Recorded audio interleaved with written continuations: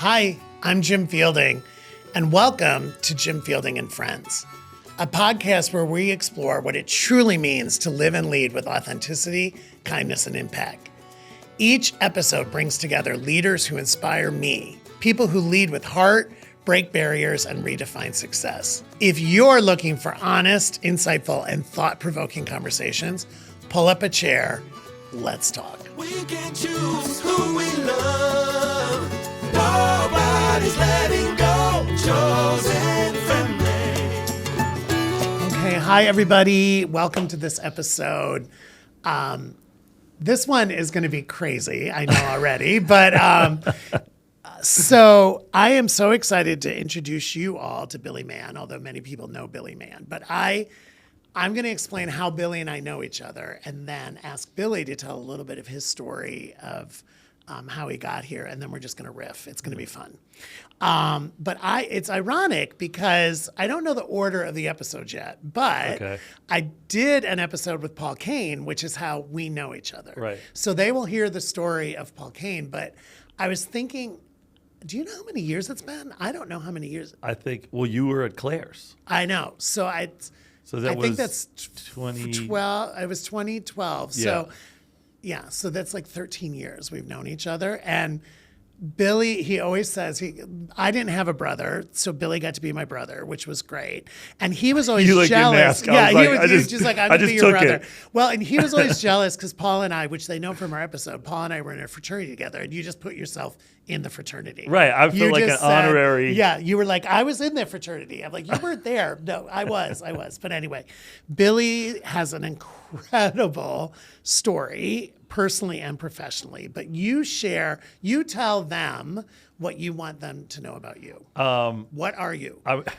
Who are you? Like everybody else, hopefully. Yeah, the world that's going to watch this. Work in progress. Yes. You know, it's interesting. I just was talking about Prince, the artist, yes. and I was saying that there's three layers to most people, and there's your public life, yes. and then there's your private life, yes. and then there's your secret life. Yes. And what makes the artist, and I think people, the greatest, most magnetic people are people who elevate their secret life to a place of transparency so that when people know you, they like really know you. And what made Prince so amazing is that all of the secret stuff was what he sang about, wrote about, performed about. So, but I think it's aspirational. So I'm trying to take that on myself. If you ask me about myself, how much of my secret life, private life, belongs outside? Stuff that I know, but that's up to you. No, but I think just in general, and this goes, I think, in part with your book, is how do you bring those things out into your day-to-day professional and personal life? How much of your authenticity? Right. For sure. So my story is I grew up in Philadelphia. I'm the youngest of three. I was obsessed with music since I was 5. I started writing my own songs.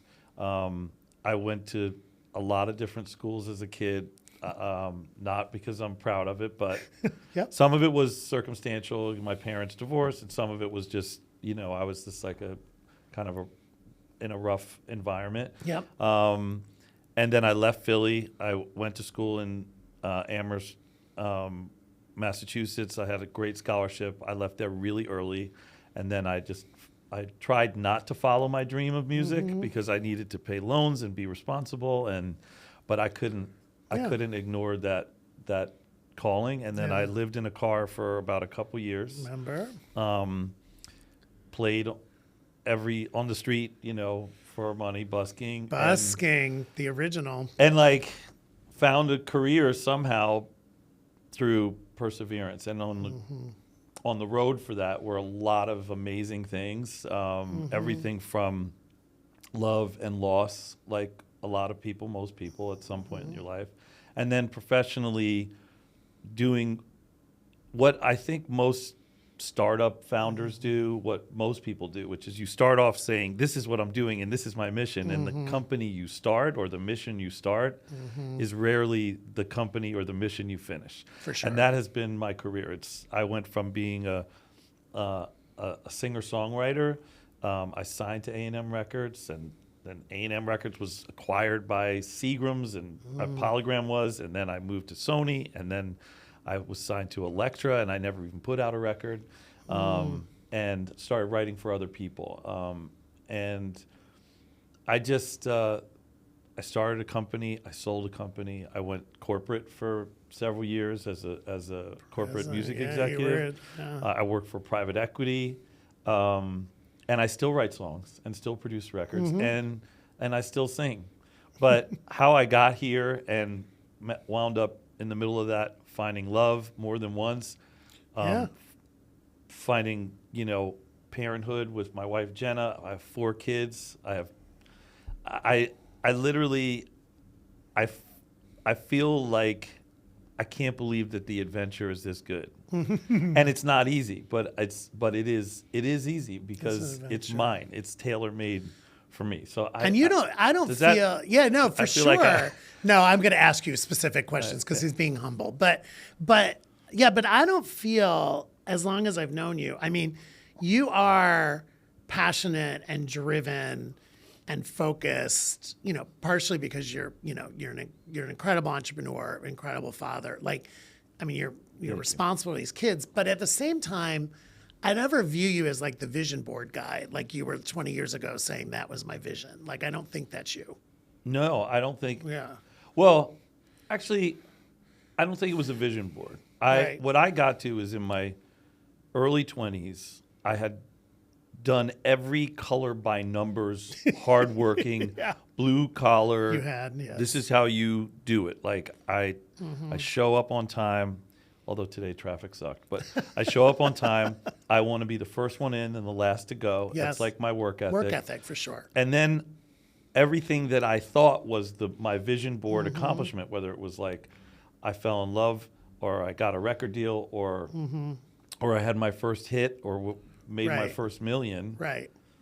It didn't, something imploded or everything imploded. Right. And I realized that the destination-oriented thinking that sometimes comes with even a vision board is flawed. And I wrote a list of the direction I wanted my life to go in, not the location. It wasn't like when I have my next hit or I win this award or whatever. It was, I want to be happy. I want to push my health. I want to travel. I want to learn new cultures. I want to work with people I love. I want to not work with people that I don't love. I want to have fun with what I do. I want abundance, not money. I want like all these things. And I used to keep the list with me.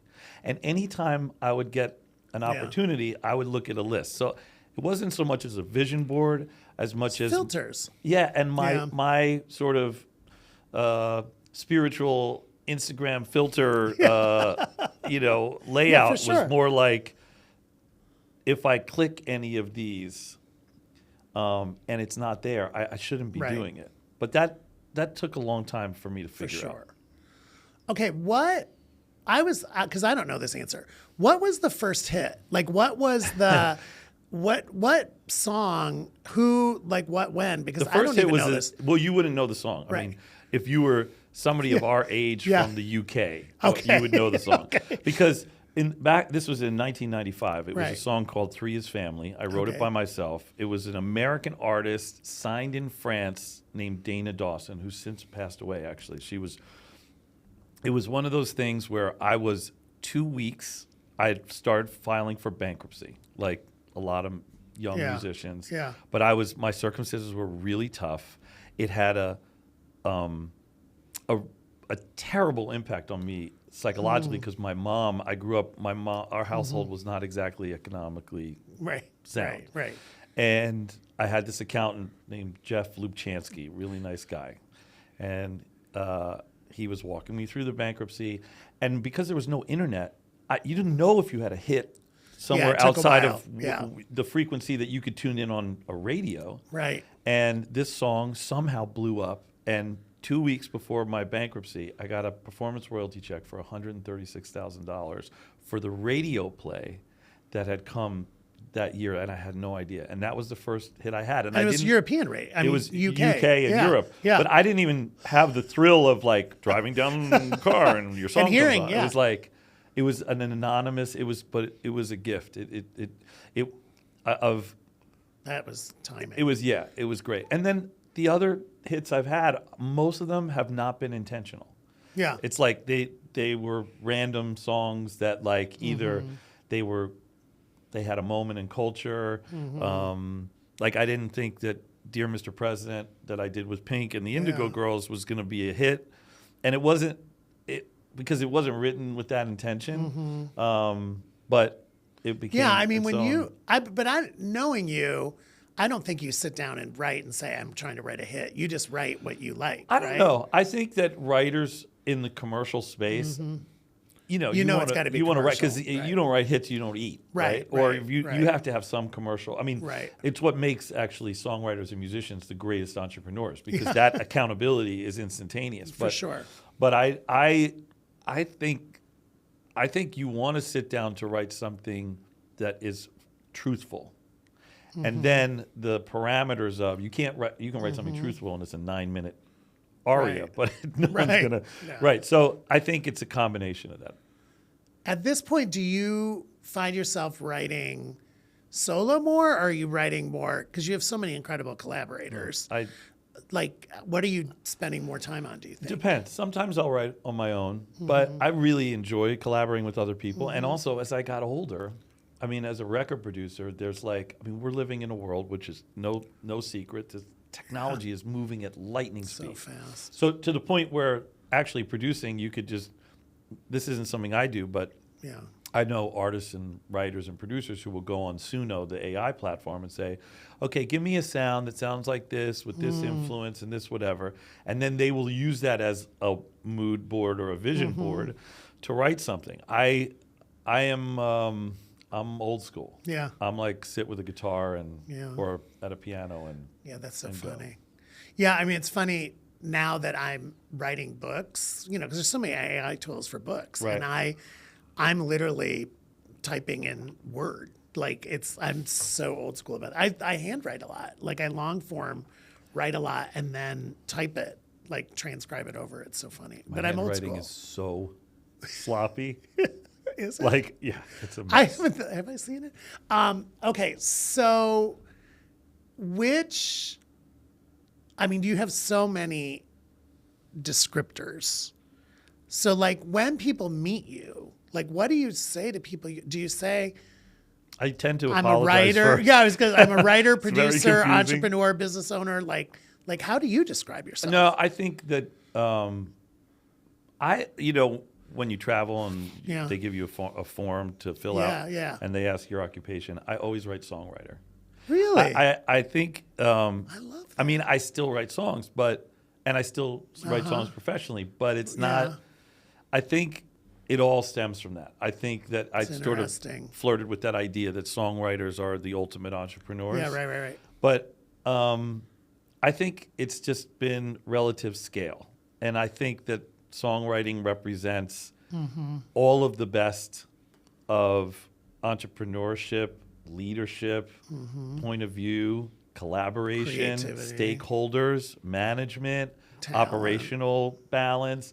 I mean, it sounds like a little thing or it's a stretch, but it really isn't, because you sit down, you have an idea, you write it yourself. It cannot exist without collaborating with other people. And either the other people are the people that administer it, collect it, market it, listen to it, like it, hate it, or your collaborators in the room. And that, I think, was I got an MBA from that experience. Yeah, and then life.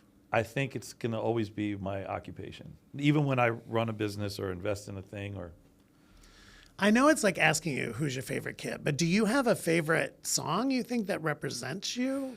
Like of your entire canon, like is there one that you're like, if I have to tell our listeners and our viewers, you want to know Billy Mann, go listen to this song. Oh man, that is. I know mine, but well, what's yours? Glitter in the Air. Glitter you know in that. the Air. Yeah. That's Glitter in the Air. That's the one I play the most, I think. Right. Well, that's also an accidental hit because there was no reason for Pink to do that song at the Grammys that year because she had other hits, and that song wasn't nominated though she was nominated. Right. She, that was actually Paul Kane, our mutual friend, who's your guest either prior or after me, or probably beforehand, and my honorary fraternity brother. I was in the box at the Grammys with my wife Jenna. This was the year I was president of EMI. I had been really the black sheep of the corporate world. Loved it. And we're good at it. And really, like, the more palace bullshit I had to deal with, oddly, the more aggressive and confident I became, because I realized how much time was being cannibalized by just like petty, like, it's, by the way, totally shocking how much time is spent on petty bullshit in these serious companies, right? Totally. But David Guetta was the big priority for me. I had really leveraged every relationship and position that I had to push him. He had exploded. And suddenly I went from being sort of black sheep bet against to, you know, succeeding. And the cherry on top was, while David was getting awards, and in the middle of, and this is 2010 or so, Alicia Pink calls me and says, I'm doing glitter at the Grammys.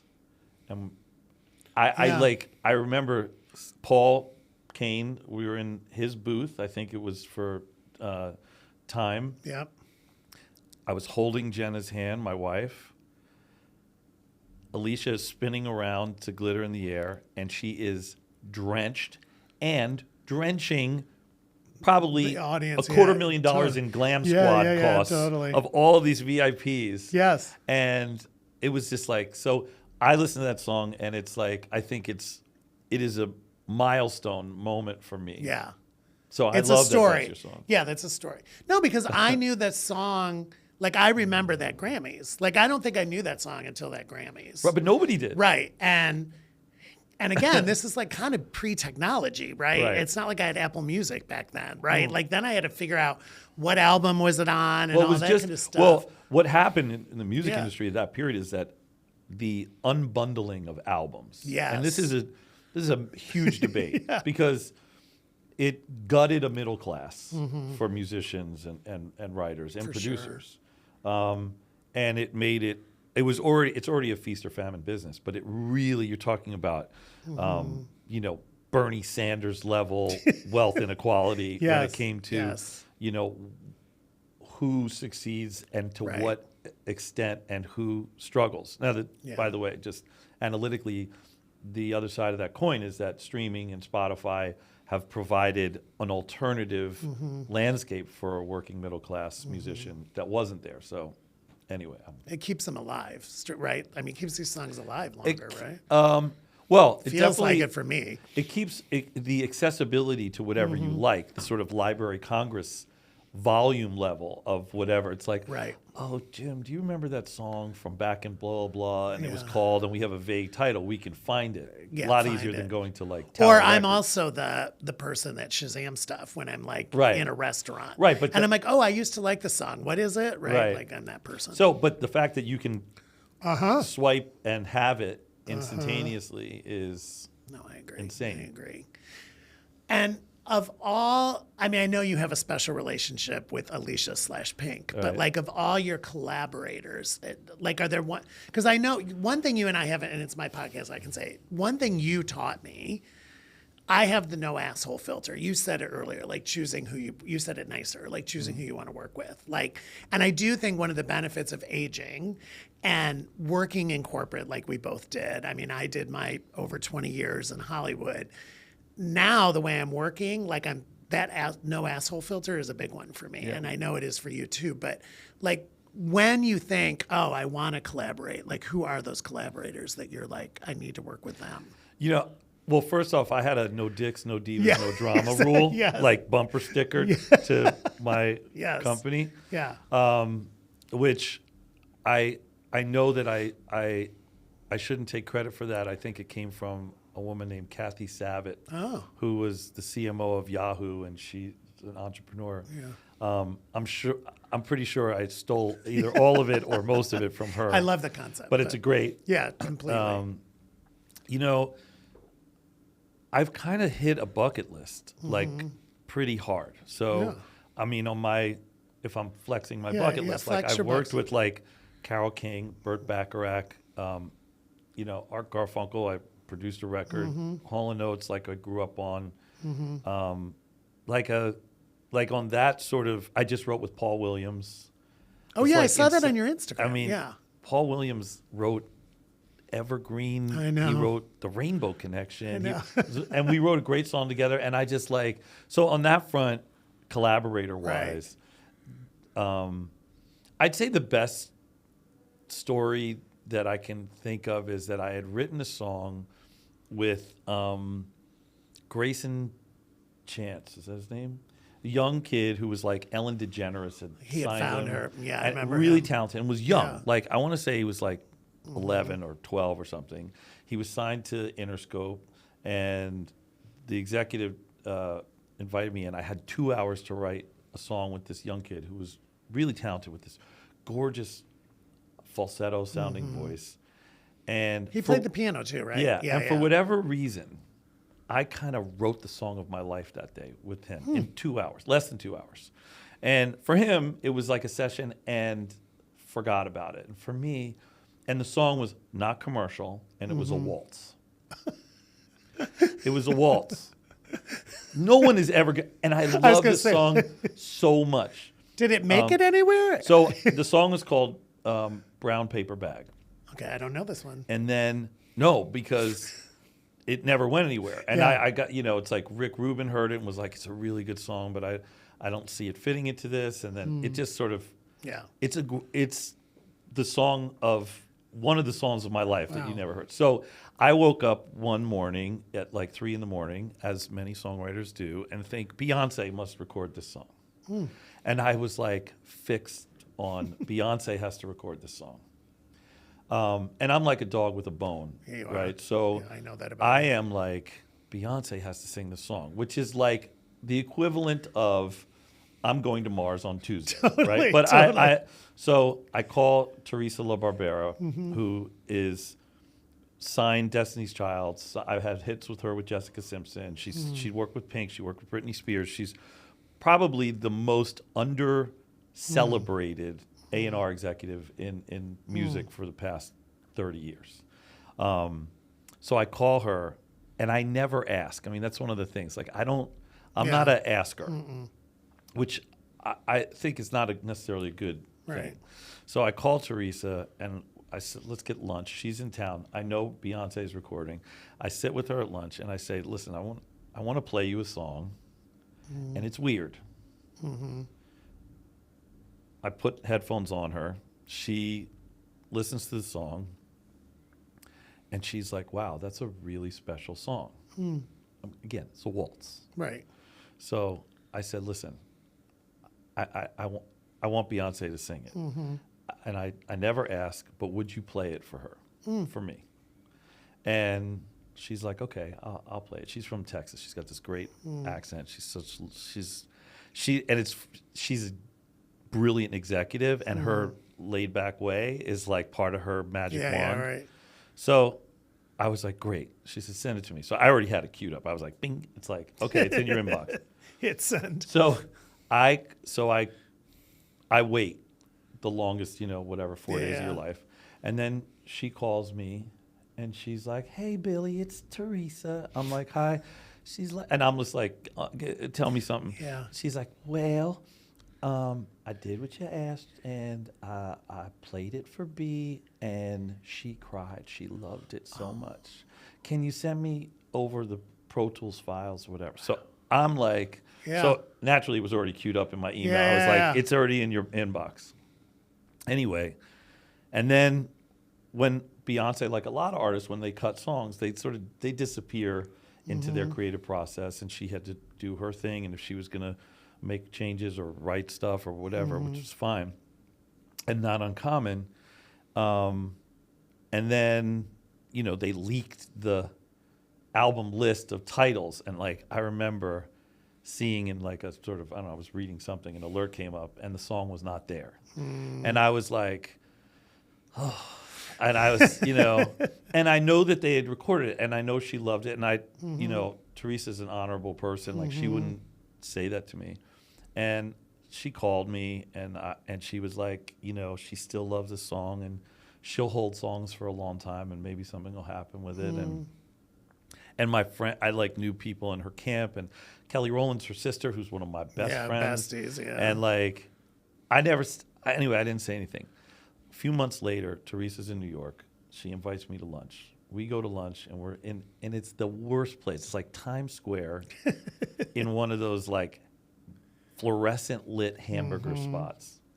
And we talk a little bit, and she pulls out her laptop, and she puts headphones on me. And I listen to Beyoncé sing my life to me. And I was like crying in this burger place in Times Square, crying.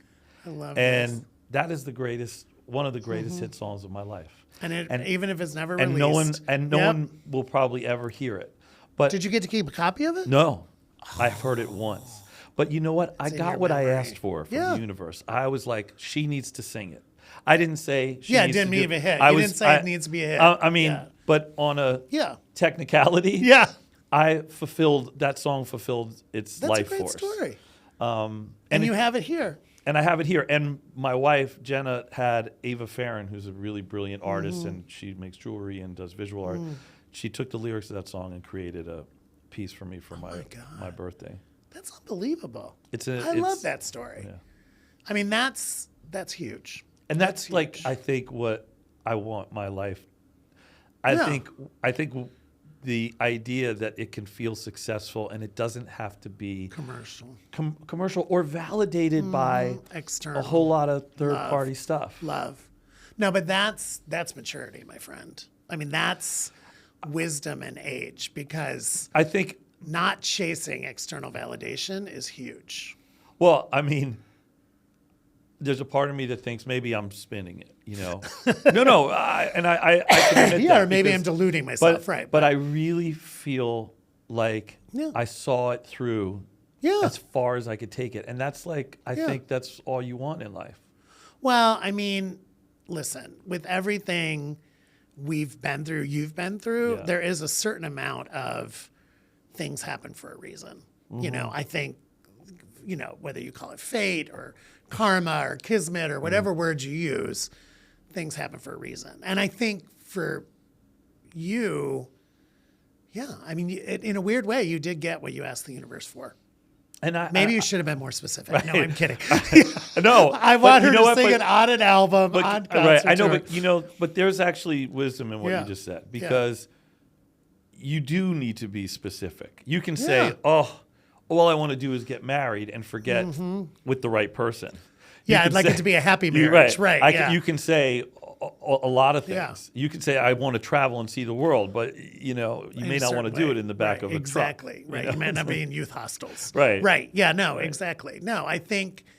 Yeah. I mean, it's interesting. I mean, because I think everybody's got dreams and hopes and wishes, but they do change. I mean, as you get more experience and then you accomplish something, and then you remember, did it feel the way I thought it was going to feel? Right. Because sometimes, like, I look back at a lot of things I've done, and I'm proud of what I've done, Right. but it wasn't necessarily as fulfilling as I thought it was going to be. Right. Like, I mean, I would work hard on a project and think, okay, I've done it. And sometimes it didn't feel that way. I mean, as someone that has sort of been in close proximity of your executive life, Yeah, right? yeah. I think I think more than anyone I've ever seen have the ability to metabolize crisis and at the same time carry on moving forward operationally in a way that I'm sure reflects your own childhood, your own experience. It's like, how do you compartmentalize, this very real crisis situation, and at the same time can manage we must plow forward. Yeah, yeah. And that is, it's one of those things that happens when you go through stuff, whether stuff you went through as a kid or stuff I went through as a kid. It's factored into your executive function. Well, there's a survivor. You and I both Right, have survivor right, in right. us, and I think it's a conditioned response to your point. It's a learned behavior that, you know, we both in our own versions grew up in dysfunctional situations, Yeah. and you don't know what to call it as a kid, but there's survivor kicks in. And I also think for me, you mentioned it, like we both have this incredible work ethic of it may be very Midwestern for me. I think it's very Philly for you, that you did have to keep moving forward. And you were basically allowed to skin your knee and like put some Band-Aid and Bactine on it, and then you had to keep going. Right. And it wasn't an option. But I think the difference now, and we haven't seen each other in a while, is, and again, maybe this is age, I'm more relaxed and living in the moment now, and I'm much more conscious of I'm present. Like right now, I'm supposed to be doing this with you. I was supposed to be doing it with Paul. Like I'm supposed to be in New York doing this, and I'm much more conscious of feeling the feels in the moment. Because I think me of 5 years ago, 10 years ago, was always thinking about what was next. Like that moving forward was almost maniacal and tiring. And like I was never celebrating little thing, because I was like, okay, well that was good, but why do you think? Yeah. Why do you think that you weren't able to celebrate little things? Because I think that's it was. That's a subtlety that shouldn't be overlooked. I think it was. I think I've been on this journey, honestly, Billy, and you've been such a huge part of it, and because I want to talk about this, but I think a lot of it was not accepting myself unconditionally and not thinking I was worthy of, this is going to get deep, but worthy of love, worthy of, like I was never good enough. Like I think it was from growing up, not loving myself, not accepting myself, feeling like I was supposed to be different and not loving myself. And so I think that I didn't ever feel for a long time, no matter how big the accomplishments were, that I was allowed to celebrate it because I was not worthy of it. And I think, you know, it's, I talk about RuPaul, I talk about RuPaul a lot. I love RuPaul's Drag Race and everything. But, you know, she ends every episode saying, if you can't love yourself, how are you going to love anybody else? I think literally, I feel like she's talking to me because I think that's the difference of, and you were so there for me 6 years ago when my divorce, you know, when the split up happened. Because, and I was thinking about when you were talking about your life, because anybody that knew me 2018, I thought I was done. Like I was like, I had a great job. I had the right house. I was married to this great man. Of course we had issues. Every relationship had issues, but it was manageable, right? And then fast forward to 2019 and I'm divorced or going through a divorce, and I'm Disney's buying Fox and you know, you talk about the stresses on the life, and it's like, okay, my relationship is crap. I'm out of a job. Yes, I had a severance package, but I was out of a job, which I'd never really been laid off before. Right. My mom was diagnosed with dementia, right? And I literally bottomed, like by far. To the outside world, many people didn't know it. You knew because you were there for me. And that's when you know that board of advisors, your true chosen family, like the people that I was like, I need help. I think it was the first time I ever allowed myself to be vulnerable and say, because I was scared. I was afraid of what I was going to do or what I was going to become. And there was like people like you, very few, who I shared that with. And I think that, in a long answer to your question, is where out of that pain, because if I think of what came out of that pain, it was the move out of California. The book came out of that pain, spending a lot of time by myself, a lot of COVID-enforced isolation. That's a whole... That's like I mean, by the way, isn't that such a huge period that we have... I don't think we've swept it under the rug, but I think we were like... we were globally forced into, 100%. you know, And we're doing Zooms and FaceTime. Like, we're trying to stay in touch with people. But I think, again, everything happening for a reason. Like I say now, I hated having COVID twice. I didn't like having COVID, Right. but I didn't like what COVID did to the world. For me, it changed my life in the right way. But stay on track for a Yeah. second, because I'm only flipping Yeah. this a little bit, Yeah, yeah. because we're talking about compartmentalizing crisis and operational Yes. sort of functions. Yes.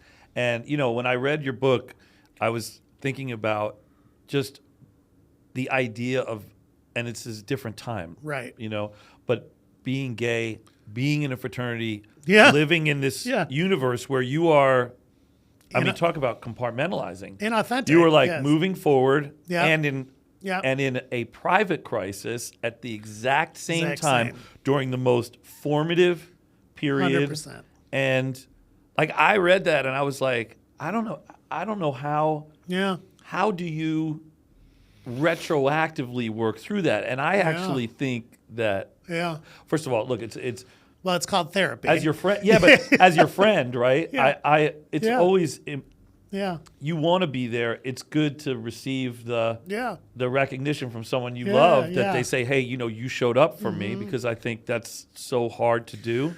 But Yeah. but I do think, Jim, Yeah. like, I think that I don't know how you manage that, and or mismanaged it, or Yeah. but how do you retroactively Yeah. then? And what I think you did was you took this dual life experience, Totally. and and you kind of scaled it into your professional life, where you're Yeah. like, the shit hit the fan, Yeah. but you know, keep calm and carry on. And in your businesses, Yeah. you just described Same too, thing. Yeah. Disney Crisis. Store, Claire's, totally. keep Yeah. calm, carry on. Yep. I mean, I think that No. I'm just holding No, the I mirror up get- to yeah. you, because I feel like in This is my free therapy. But this yes. but this is also like part of your success. Yeah. I mean, where I show up most of the time Yeah. for my friends, Yeah. my in my Yeah. adult life, typically I'm a good go-to person Yeah. when everything jumps the rails. When your corporate job totally. is over, Totally. the color by numbers approach to life is like not 100%. giving back what you signed up for. I'm like, No, but I'm like good at that. But you and know? you're but because you're a truth teller. I mean, that's the thing about you is, I mean, you're not harsh. I mean, you're I compassionate. know I just got in my way. No, I no, but mean, you are a truth teller, and you're a loving truth teller. But I mean, I think, again, when you talk about, like you were talking about your fortuitous moments and everything happened for a reason, like when I was struggling at Indiana, and I did, miraculously, that's when I went to study overseas in Denmark, right? Yeah. So I think when I was at my peak of struggling, they always, one door closes, another door Mm-hmm. opens. I went to Denmark, and you'll understand this because in Denmark I could be whatever I wanted to Right. be because nobody knew me. Right. So it was literally I moved So- there when I was 20. Right. I turned 21 in Denmark. I did everything in Denmark. Right. Drug, sex, rock and roll because I could, because nobody knew me. I was in a program where there was nobody from my school. Right. It was the most, I was living with a family. Right. And how weird is that? Like, you have the choice to live with a family Right. or live in the dorm. I chose the family. I end up with the family with a 21-year-old son and an 18-year-old daughter who are at the same university I'm at. Instant friends, right? Instant network. Denmark, in many ways, saved me because You know what's so And then funny? I had to come back to Indiana. Sweden and, saved me. Yes. We And just- I we had- love our Nordic we friends. love our Scandinavians. But then I had to go back to Indiana and go back into the Yeah. double life, which was hard. But that, and then I think again at Claire's, when I became CEO of Claire's, which again, you think you've arrived. Right. You're CEO. Oh, I'm CEO of a retailer. This is what I wanted. And it's a mess, to your point, like 10 times more broken than any research I could have ever done on it. Panicking, right? And then I'm having the conversation with Paul, and Paul's like, well, you need to meet Billy, right? And it was really professional. He thought we needed to meet. And then it ended up being this incredible Right. personal thing. But professionally, you did so much for us. I At mean- Claire's, that was the Alex era. Right. But that, first of all, Yeah. thank you. Yeah. Second of all, I think that era in particular was Right. in the crisis, Yeah. the solution Yeah. was not, ironically, you melding the crisis and the Yeah. Yeah. moving forward together. Yeah. Which, I went to those offices outside of Hoffman Chicago Estates. airport, and it was like a movie set. Uh-huh. And I think that this is separate, but Yeah. for people that work with private Yeah. equity, and when Yeah. you have like a outside force that is really very spreadsheet oriented in the way they look at everything, it's difficult to explain Impossible. why something will work or not work when you are marrying. I mean, this is why I think your success at Disney, your success at Fox, in a way made more sense, because you were working as a complementary Yes. force Yes. to a mission that Yes. was about being a part of the cultural zeitgeist. Whereas Yeah. Claire's was very much following the Yes. cultural zeitgeist. So It was. right. But so, Yeah. at these other machines, whatever people want to think of it, Disney is like the Army, the Air Force, Marines, they have like the TV and the studio and Yeah. the parks and whatever. Yeah. Claire's was, you're talking about a singular, foot traffic in an era where foot traffic is dying, and then you had Totally. COVID, and it's like, Yeah. I actually think it was the greatest thing that happened to you. It was. No, and again, I think, with the benefit of hindsight, at the time, lots of pain, lots of insecurity, lots of doubts, lots of dredging man. up feelings from when I was a kid. Right, because but it's judgment. judgment, And bullying, it's like bullying, judgment, It was like politicking, all the- clicks. like the a whole- board of directors that I called, I can say the angry white men, right? Right. Like it was, but growth. But I also, don't forget, lost dad in the middle of all that, Right. right? So, retail CEO for the first time, going into my first Christmas as a retail CEO, and Right. dad dies at Thanksgiving, Yeah. right? And talk about compartmentalizing. It Right. was like, oh, wait a minute, I have to do his eulogy. I'm the executor. I've got to take care of my mom and sister. And, I'm running a global retailer at But Christmas. think about how many people, the people who watch and listen and read Yeah. your podcast, your book. Yeah. I think my question, or Yeah. their question, is going to be, how do I manage facing these themes, right? Because in one way or another, they're going to come up. And I think it's making it your mission to provide some Yeah. scaffolding and advice for people. Yeah. It only happens if I think it's like converting survivor's guilt. It's like, okay, It is. I'm taking survivor's guilt and I'm going to build a toolkit for other people. I mean, I love that you say that, because I feel like that's now what drives me, is not, first off, I'm learning and growing and changing still Right. every day, thank God. But it is all about other people now. I think that's, I never anticipated it with the book. Like you as a songwriter, when I wrote the book, was it going to work? I didn't know, right? It worked. It opened up speaking, coaching, all these things, now podcasting. But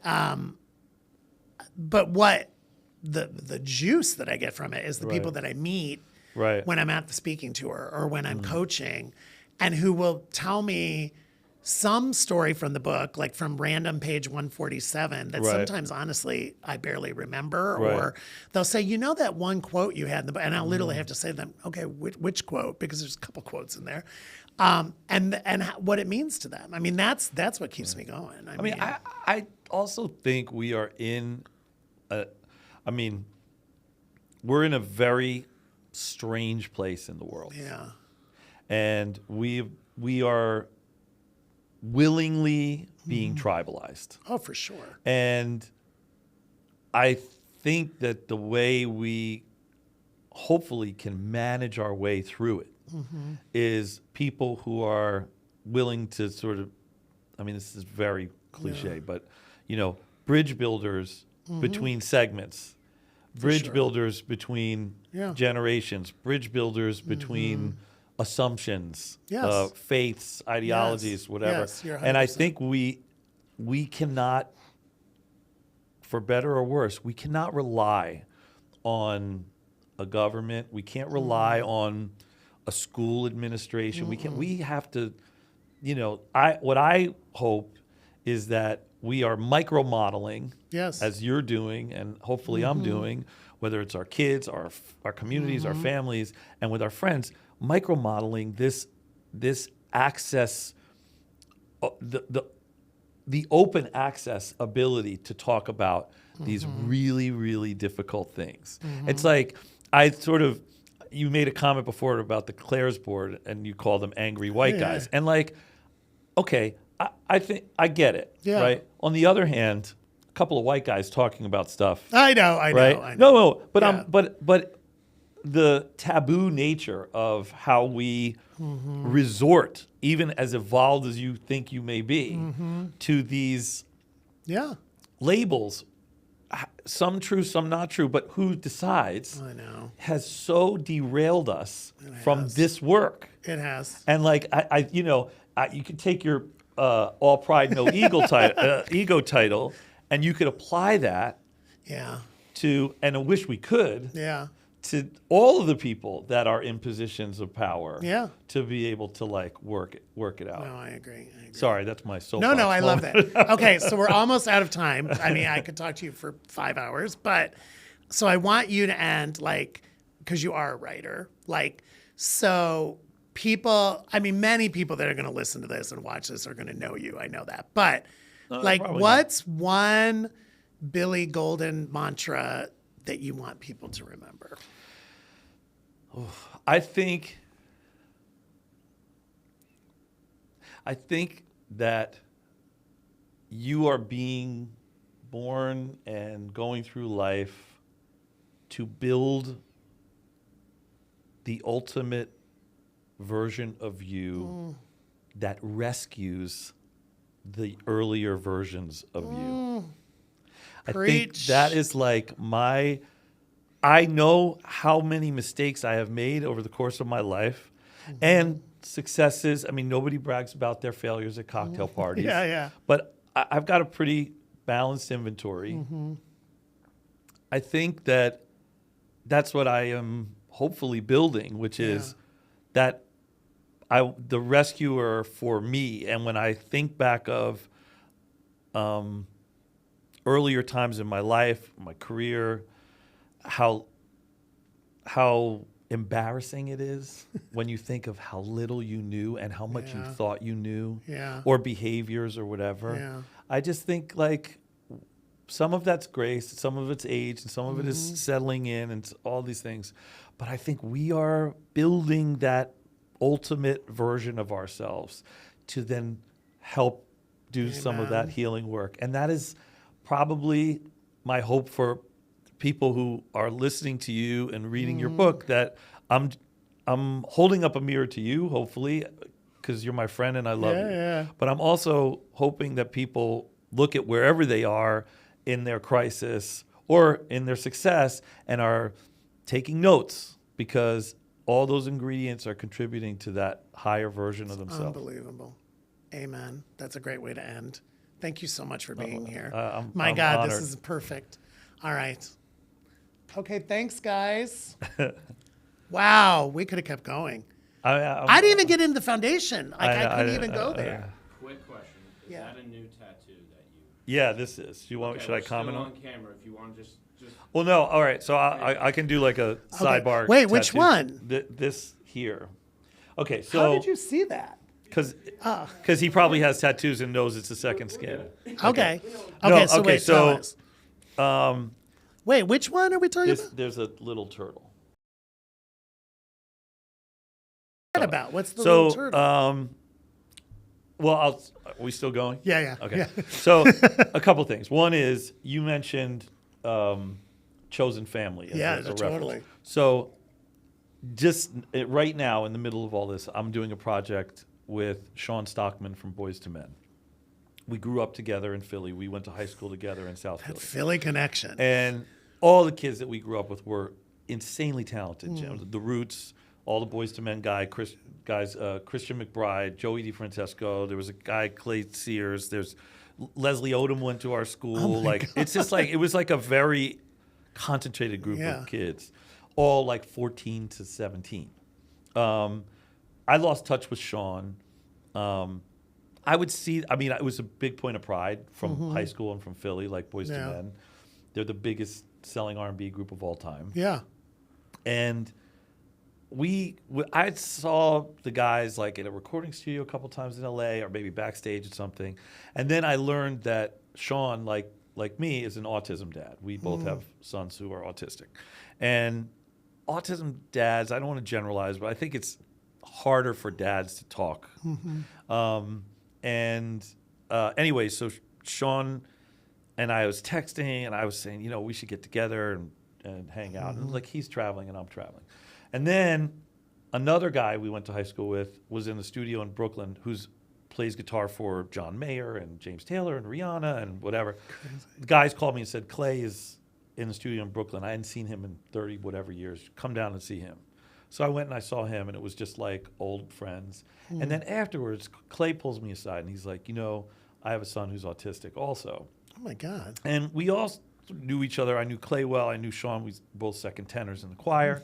And I texted him, we should all get together. And a year ago, we got together, just not with there was no design. It was like, let's just be together, eat some cheesesteaks, talk about football, whatever, and play music. And Sean is a bananas guitarist, which, by the way, note to whoever's listening to this, he started playing guitar in his 40s, and he is spectacular, not just like an amazing singer.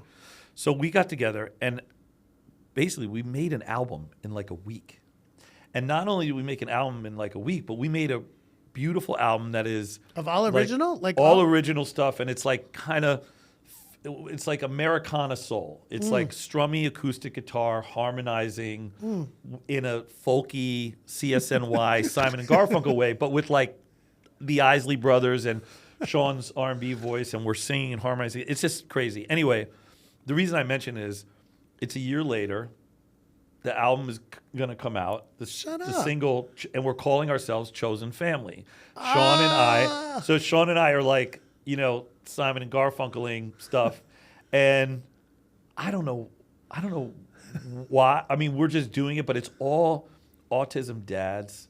Like, there's a great TV executive at FX, Chuck Saffler. He's been there for 1,000 years. Yeah.